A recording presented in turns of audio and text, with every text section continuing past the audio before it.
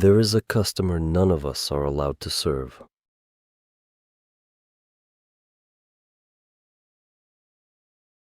I work at the Lone Star Diner, off the road from Carson City to Reno. Diner name has of course been changed for obvious reasons. More on that later. Why do I work at the Lone Star Diner, off the road from Carson City to Reno?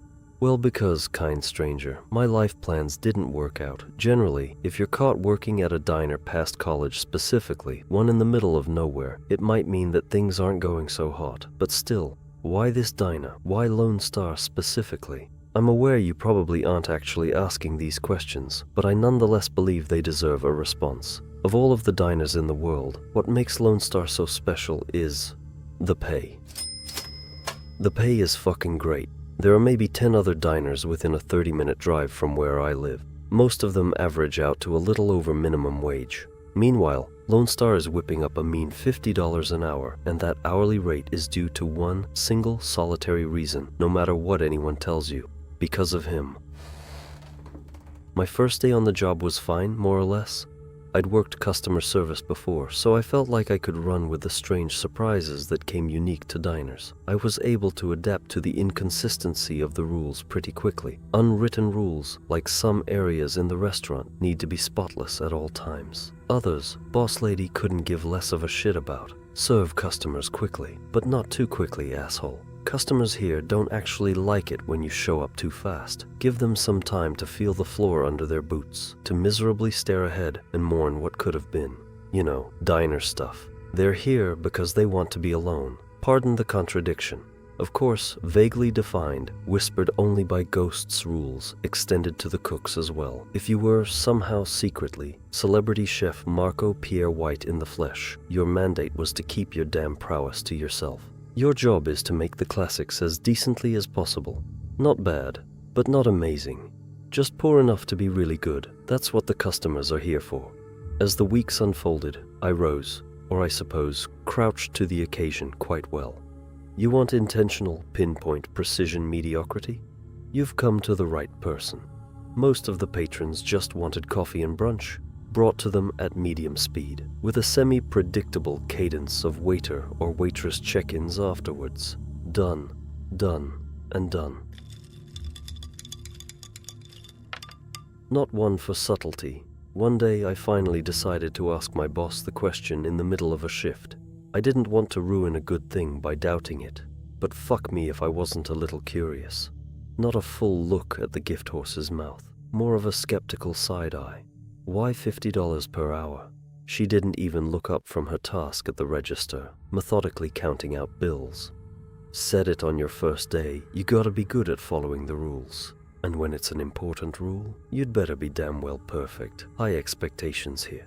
I made a face. Right, high expectations. You think I'm joking? No ma'am, I guess Why did I even speak up?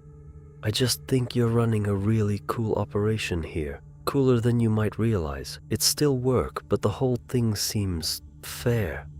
Christ, my waffling skills were abysmal. Add that to the list of intentional mediocrity. Booyah. She looked up from her duties and shot me a stern look. I don't run this ship, and following the rules here means that you take care of yourself. I'm sorry? I am your employer, sure, and I'll pay you well to be here, sure. But you should be aware, there is plenty more going on here than just you and this diner. She glanced down at her watch, then sighed. I usually save this speech for the end of the month, but you already caught me halfway through it. So the Coles notes, if you don't think you have it in you to follow instructions clearly without protest and without asking too many questions, then you should leave. Quit. No harm, no foul. A week's worth of pay on the house. The conversation sputtered shortly after that. I tried to find an opening to ask more about what she meant, but she was closed off to the topic moving forward. And you know what? That was fine. If she wanted me to put my head down and just do the work, I could do that. And work I did. And things were good. Mundane small talk with the customers was fun. My co-workers were friendly, and I was getting paid well. I'd found a place to park the failures of my life, a place to build from. It must have been a Saturday, I think, when I first noticed him. An occupied seat in the far corner of the diner. No idea how long he'd been sitting there and waiting, though he certainly looked patient. I had the strange inkling that he'd been left hanging for quite some time, though I couldn't actually remember seeing him enter. Brown corduroy shirt, short hair, mid-50s it seemed, a reasonably calm smile, normal-looking dude. I started making my way out from the back and headed towards him. Immediately, I felt a tight grip on my arm. It was Melanie, my boss, with a forceful clutch enough to make me drop my notepad. Her fingers tightened around my forearm, sharply pinching my skin. "Important rules," she said. "What? You remember our chat about rules? Well, this is the most important one, okay? Okay. That man, over there, in the corner." She motioned to the man who had caught my attention. Sitting upright, hands softly clasped together, coy smile across his face. "You don't go up to him. You don't say a word to him." "But he's a customer?" Her hold intensified. She was hurting me, almost as if she was taking out some sort of unseen anger on me. "I'd like to ask you right now to be smart enough to not ask questions and just follow instructions. You don't go to his table, you don't talk to him, you can look at him, you can shout across the room at him if you'd like, though I can't imagine why you'd ever need to do that, but you do not approach him and you do not take his order. Or..." A sharp exhale through the nose, a shake of the head, and a glare from my manager. "It's different every time, but it ain't pretty." I watched him from the short distance I'd been afforded. It was hard not to. She did too. Unlike the other customers here, I didn't get a sense that he was here to be alone, to reminisce, or to take part in the comfort ritual of a lackluster Eggs Benedict over rye. Instead, I had the sense that he was just curious, mild-mannered, content, but curious. My shift ended not too long after, so I didn't actually get a chance to watch him leave. Regardless, the experience of seeing him and learning about the rule he was connected to left a bizarre, dampening feeling on my mood. I liked my job. I liked coming home and unwinding. I didn't mind being in the middle of nowhere. It felt nice to look up at the empty sky filled with stars, to see them shimmer and shine, and even occasionally shoot across. I made a wish that things in my life would stay simple. I started to get a sense of his cadence. He'd usually show up once a month. The rare times I got to see him, I'd try to squeak in the odd question to my boss. Questions like, who is he? Where does he come from? And has anyone spoken with him? All mechanically met with, I don't know, and if you're scared, you're welcome to quit. Then, as fate would have it, one day Boss Lady fell incredibly ill. My coworkers and I had to convince her to go home midway through her shift, her sickness falling uncomfortably within the usual 1 to 3 day window at the end of the month when our customer would typically appear. And of course, there he was, right after she went home. To my benefit, the other waiters and waitresses working the rounds were well aware of his presence and knew exactly what to do whenever he arrived. All of them knew to steer clear of him. Nevertheless, driven by a foundational curiosity that I just couldn't shake, I used this opportunity to go for it. I shouted a single thing across the floor, knowing Melanie wasn't there to chide me. "Hello, sir. What brings you here?" I asked him. He turned his head from his fixed position in his seat and put a hand to his ear. Clever. "I said, what brings you here?" I called out again, a few notches louder this time, garnering some odd looks from our Thursday patrons. To my surprise, he spoke back. I'm not sure why I was expecting his voice to carry the tone of some twisted, demented demon. Maybe the fear Melanie had instilled in me. The man sounded exactly how he looked. "I'm sorry, dear," he said. "I'm afraid I'm not sure what you're saying. Can you come over here and ask me again?" "Nope, I was good. And I don't mean to be rude about the service," he continued, "but it feels as if no one has taken my order for quite some time now." I let the exchange end there, diverting my attention back to the other guests. As always, he'd eventually disappear without fanfare, without the clatter of the entrance bell, or any sight or sound of his steps across the diner floor, our backroom conversations about him remaining dreadfully short while he was there, just, he's here, and he's gone. And the odd, when we really needed to say it, I feel really weird about this. It took me a while to understand where my brazenness to address this strange middle-aged man came from. In truth, I was just afraid. His presence and all of the questions tied to his being at our diner were disrupting this otherwise great arrangement that I felt I had. It seemed right, in the moment, to stand at the very edge of my bravery and say something to him. Of course, now that he was gone, I just felt worse. The next week, I was invited to something pretty interesting at work. I generally have a good amount of visibility into what Melanie, boss lady, does on a daily basis. The only element that remained elusive was her bi-weekly check-in with a particularly sharp-dressed agent-looking fella. There was a pretty consistent presence of state troopers, agents, and similarly uniformed men and women dropping into the diner, though I seldom paid it mind beyond simply noticing it. Midway through wiping down the tables, only an hour or so into my shift, Mel swung by and said, "Hey, want you in the meeting with the big boss if you have a few." The big boss? Sure, yeah, coming. Just, if you don't mind me asking, who is... She let her eyes speak her unwritten rules to me. Questions equals generally bad. Thank you for the reminder, ma'am. We maneuvered to a back room and sat at a table. Across from us, already seated, was a man in a sharply tailored suit with a subtle earpiece in the aforementioned agent. The table was littered with a small, messy stack of notes, papers, and documents. He made it a point to size me up, staring me down uninterrupted, like a deer to headlights. No concern at all about how awkward he was making it for me. Then he turned to Melanie. "How long she been here?" he asked her in his gruff western drawl. 6 months, she said. "You trust her?" "I trust her, yes." He let his eyebrows say, "If you say so," then went on with it. "All right, so, apparently you had a visit from the wandering man last week. You," he said, motioning to Melanie. "We're out, but you," attention now shifted to me, "weren't. Give me the lowdown." "The wandering man." The agent caught the confusion in my eyes. "Jesus, you've told this girl nothing, haven't you?" he said to Melanie. "Sir, I know it sounds weird," she said, "but I personally feel as if the man is almost, I don't know, drawn to curiosity. Like, maybe the less I say to those not already in the know, the bet." "Wandering man," the agent cut her off, "is our nickname for the fella that sits in the corner of your fine little establishment. Or should I say, the state's fine little establishment." "I'm sorry?" I asked. "That's correct. The States. Congratulations, ma'am. You're part of a government operation. The Wandering Man, not just a cutesy little nickname, but our legal definition of this tricky little problem, is a phenomenon we discovered many years ago. At the time, he'd just walked the desert landscape, chatting up unsuspecting strangers with bizarre questions. Everything fine. All hunky-dory. A little weird, sure, but nothing illegal. However, sometimes things would happen because of him. Bizarre things, grisly things. I could see Melanie groaning, concerned at the picture being painted. Would this pique my curiosity? "Have you guys, taken him in for..."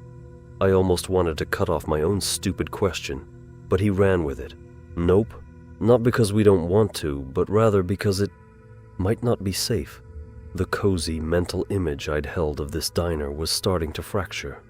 "We have reason to believe that he's a visitor," he said. From? I didn't attend another debrief after that. Not because I was barred, mind you. Rather, I just didn't want to know anymore.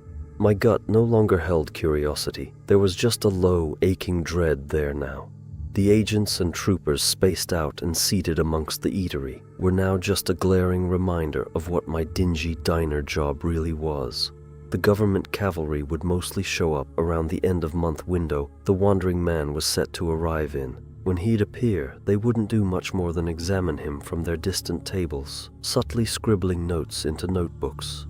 He'd always act the same. He would just sit there. He wouldn't give them, or us, the diner employees, much to go on. Speaking of employees, I remembered something Melanie told me after my first month of working here, that the worker turnover at this diner was incredibly high. Knowing at the time what everyone got paid, it made absolutely no sense to me. Now, 7 months into the gig, alongside a completely new set of cooks, waiters, and waitresses from when I'd first started, I'd seen firsthand just how true her statement was. None of the leavers claimed as much, but I'm sure the underlying premise of who the diner was really for became subconsciously clear to them during their time here, and it probably didn't sit all too well with them. I stayed, but not because of the pay. I'm actually not sure why I did. We had a new cast of rookie employees now. The ones who understood the vague terms of the situation, just as Melanie, I, and all former employees did, stuck around. Those who couldn't reconcile the situation with their inherent curiosity naturally filtered out. And then there was Malcolm. It was only his first week. He was a keener, mega keener. He'd bulldozed through a giant list of tasks and was already asking for the next batch of work to chew through. Anything he could get ahead of, anything he could step in for, anything he could learn, he was on it. He wanted to be as helpful as humanly possible. I think the salary of the role, for a guy his young age, was just too alluring for him. For our part, Melanie and I tried our best to get him to pace himself. We were both giving the spiel now. By this point, we'd more or less perfected it. There are things about this diner that are strange. Rules you will have to follow and not think about. Rules that are concrete, immutable, and non-negotiable, like gravity. He nodded. At that moment, I really believed he was internalizing my words. And if that doesn't work for you, and if you don't think you can take care of yourself, then you shouldn't work here, I continued. There was always a visceral feeling in my stomach whenever I saw the wandering man in the corner during the same week that we were onboarding new staff. I'm sure Melanie felt it too. On those days, Mel and I would both work the till, and if we saw anyone coming out from the back, we'd stop them with a simple grab of the arm. Malcolm stepped out, and I did just that, a rough grasp of his forearm, just like Melanie had done to me when I'd first started. He recoiled in surprise. "Remember that little chat about rules we just had?" I said. He nodded meekly, as if he was already in trouble. I pointed to the man seated at the far table in the brown corduroy shirt, staring straight ahead, with what I believed at the time no real reason to be here. And I said, "You will not, under any conditions, serve that man. Don't go up to him. Don't talk to him. Pretend he doesn't exist." Malcolm lifted the garbage bag he was holding in his left hand. In my nervousness, I hadn't actually clocked what he was stepping out for. "Just doing garbage duty, ma'am," he said, but understood. And then he left out the front door with his usual swagger. The dumpster wasn't as close as we would have liked, so I appreciated his willingness to take on this duty so soon into his employment. I turned back to observe the wandering man. We had a crowd of agents in attendance that day, scattered about the restaurant. The man wasn't one to speak up often. Today was an interesting exception. "Officers," he said, "if you have any questions, feel free to join me at the table to ask them." The agents around the room reacted mainly with snickers. "Seriously, if you come sit with me, I'll be happy to spill it all, truly." Even more laughs, but no one bit, and yet he continued pointedly. "I know you're curious. I know you take notes. I know you talk about me. I know you built this establishment for me. I know you." As I reconciled the fact that this was the most words I'd ever heard him string together in succession, I heard the chime of the bell. A door had opened. Malcolm was dusting his hands as he entered through the diner's side door, a door which was situated right beside the table the wandering man was seated at.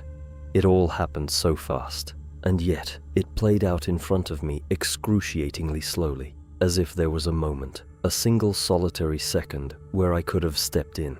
The wandering man dropped any pretext of an exchange with the agents, stopping his sentence midway and adopting a completely new demeanor. He played the role of a low, miserable, tired man and said, 30 visits, terrible service every time, in a pathetic tone, just as Malcolm walked by.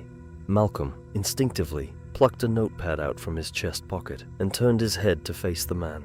"Hey, I got you, Chief. I can have him ring something up for you. What are you—" And then Malcolm froze in place, and the wandering man's expression turned Cheshire Cat wide. His neck alternated between tensing and fluttering, with what seemed to be undeniable excitement. The man started getting up from the table, and then, immediately, both of them were gone. Malcolm and the Wanderer had vanished out of existence entirely. The insanity of the moment was interrupted by the coded language I heard blared over a megaphone, nonsensical agent speak that has been seared into my memory forever. "Alert level black. Wandering target has compromised a civilian. I repeat, civilian has been compromised." And that was that. Melanie quit in the days after. She wasn't mad at me. She told me she always knew she'd leave after the 10th disappearance. Why that specific milestone was required, I have no clue. All I could do from that point was continue to work. On my commutes home, or during lunch breaks, I would look up at the stars and put out the wish that Malcolm be brought back home, back from wherever he'd been taken. The debrief with the agents brought me no solace. The exchange with them was simple and short. Where was he taken to? Answered with, he's gone now. With a perpetual dagger in my soul now, I had only the smallest of silver linings, if you can even call it that. A lesson. The lesson that I needed to be even more watchful, even more diligent, and on days when the wandering man was visiting the only server at the diner, no exceptions. I knew the agents weren't happy about that. None of them said it to me explicitly, but I could tell that they would learn something new about him every time he whisked someone away after a mistake was made. It was a weird, Darwinian setup they had created. We were a zoo they could use to learn more about a specific animal, a specific entity, a specific visitor. No dice. They just have to watch him sit now, or wait for him to do something different. I waited for the 3-day stretch at the end of the month that he usually appears in. Things were quiet up until that point. When he finally showed up, it wasn't what I expected. For the first time ever, I saw the wandering man walk right through the front door. In the dead of night, at the tail end of my shift, I was at the till, paralyzed, as he took step after step to close the distance. And then he was right there, standing in front of me, and I was sure, absolutely sure, that I was going to die. He smiled. "Don't worry, I have my own little set of rules I play by," he said. I didn't say a word. This was no man's land right now. "I know you've been curious about me. I've admired it from the moment you first spoke up to address me. Cautious curiosity is a great thing to see in someone, especially in such a reckless species. Please, please just go. I'd like to answer a question about why I'm visiting. I'm sure you'd like to know why I'm here, right? I'm not curious anymore. I swear I'm not." He laughed. "The answer is really painfully simple. This little game, this little charade I'm playing, it is just so unbelievably fun. Please don't kill me, please. You truly have a wonderful planet. I will return again soon, promise. Give me a month, maybe 2 this time." A sincere, kind smile delivered with kind eyes. "I'll come back with a new game." And then he was gone. It took me a minute to realize that there was a cake box sitting on the counter beside me. Maybe it was there the whole time he was speaking to me. Maybe it materialized right after he left.